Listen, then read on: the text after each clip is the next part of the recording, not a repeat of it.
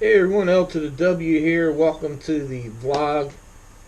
And on my last one, I told you I'd have some drone news for this vlog, and these guys are eagerly awaiting the big news for my new toy. I'll give you a hint. Kind of requires this on the remote.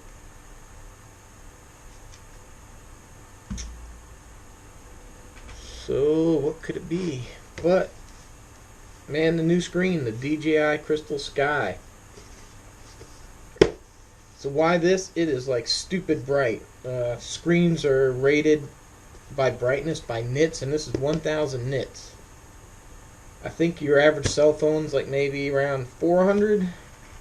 So you can kind of do the figuring. So here's my Samsung Tab A. It's been and it still is a great tablet. It's got an outdoors light, so this is full bright, and then you got outdoors that makes it kind of that bright. And I'm not sure how well it's going to show up, but this is the Go 4 app that I'd use to fly. Now this is the Crystal Sky. Now I took this out flying earlier.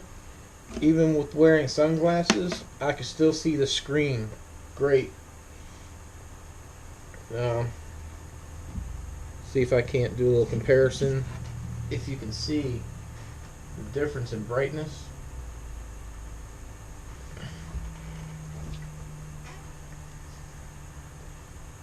So yeah, I can use this on both my Mavic and the Spark. The Spark does require a OTG cable. Only thing I don't like is, come on DJI, see how they put the USB cable in the hole? This is their bracket and their cable that goes into the remote. See how they hit, and see how that's kind of pinched? I'm pretty sure in a matter of time that's gonna become a failure point. And I bought a short USB to try to eliminate that, but unfortunately the head on the USB was so long it was hitting here. So I'm gonna just kind of have to deal with that, which is kind of one of the reasons I bought two brackets. That way I don't have to keep taking that one on and off.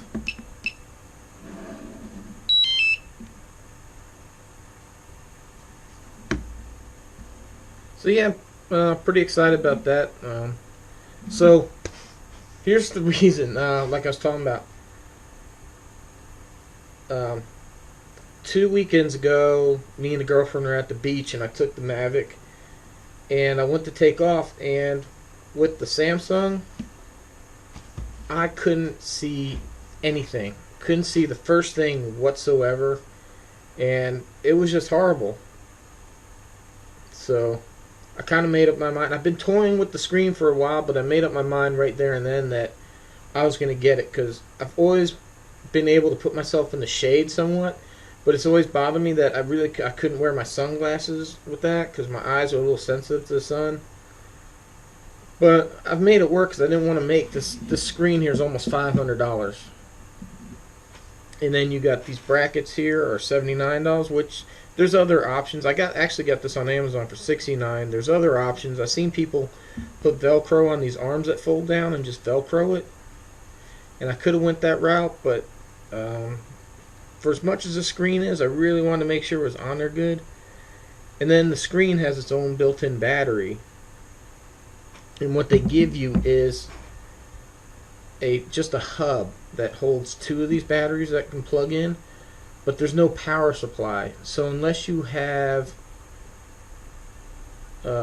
something like a bigger aircraft like the Inspire or one of the Phantom series, I think one of the upper Phantom series, that has to be like at least a 75 watt transformer to power that hub. So let me show you.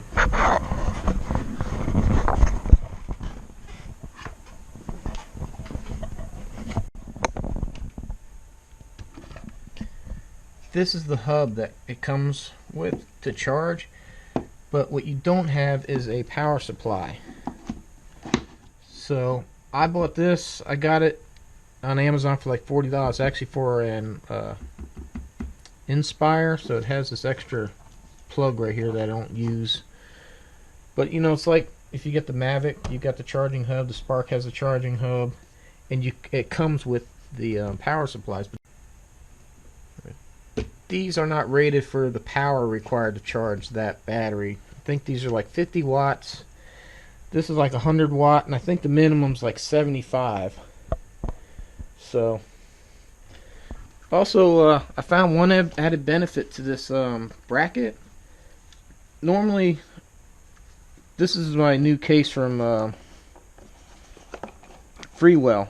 It holds the Mavic and the Spark combined, if you haven't seen that yet.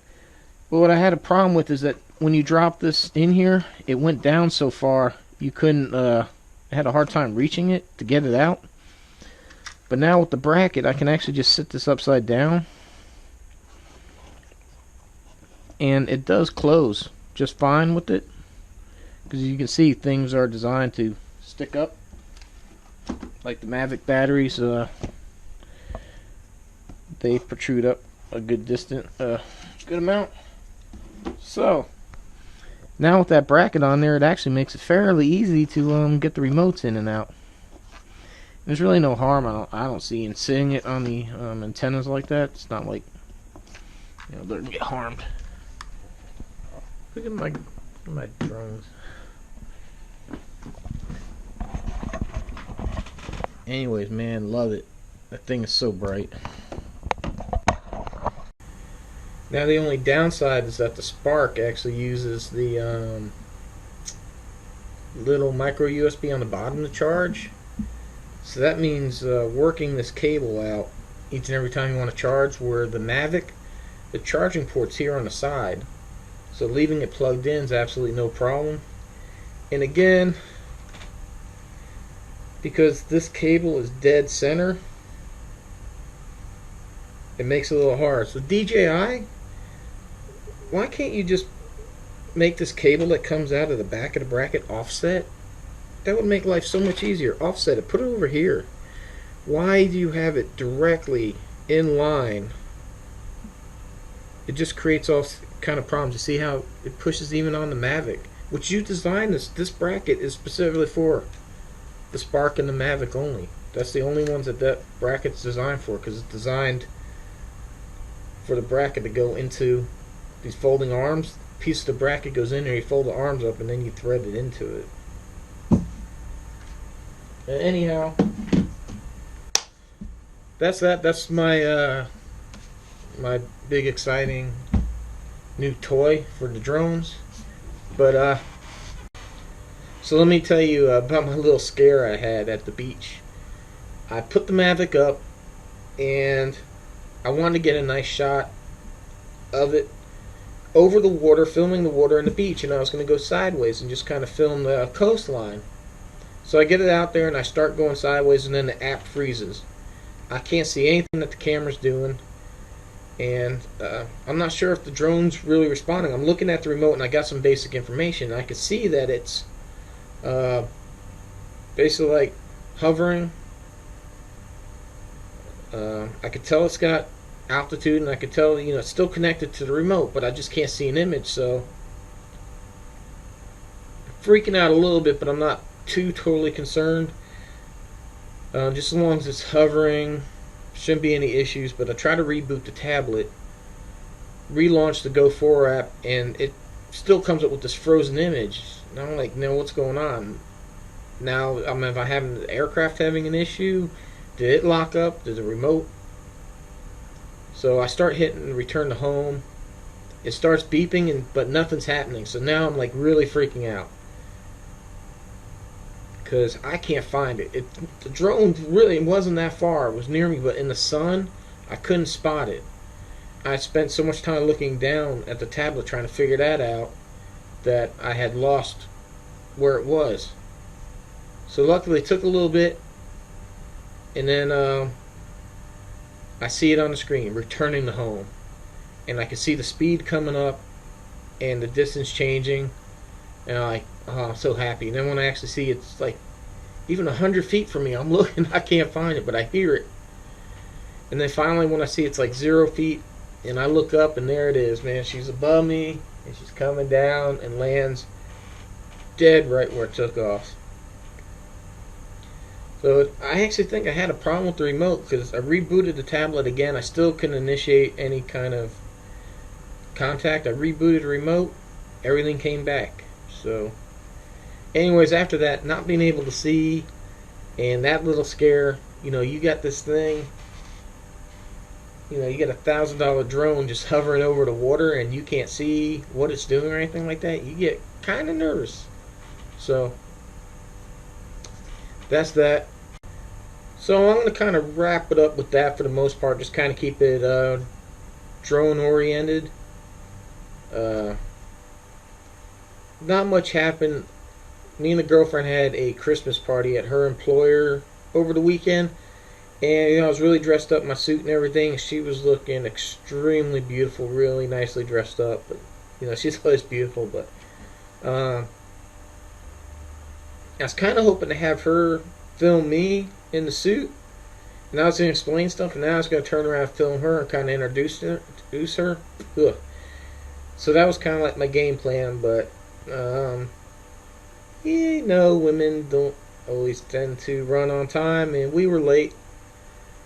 Big hurry to get out of the house, so there really was no time to pull out the camera and do the stuff I wanted to. So sorry about that. Other than that, nothing really exciting. I got some stuff I know I definitely want to talk about before the year's up. And I'm going to save that for the next couple of vlogs. So stay tuned for that. Find out what life's got going on and stuff like that. If you subscribe, you know everything that's going on. If you haven't subscribed, go back to the videos, kind of see what's happened this year for me. Do life stuff, cars, and drone video type things. I'm still finding my little niche here in YouTube, so subscribe to the channel. It means a lot. It takes a lot to actually put these things together. I know it might not seem like it, just sitting here talking and that, but there is a lot of time spent here cutting, editing, and doing stuff like that. So appreciate the subscribes, like, shares, comments, always appreciated. And stay tuned, and we'll talk more in the next video. Thanks for watching.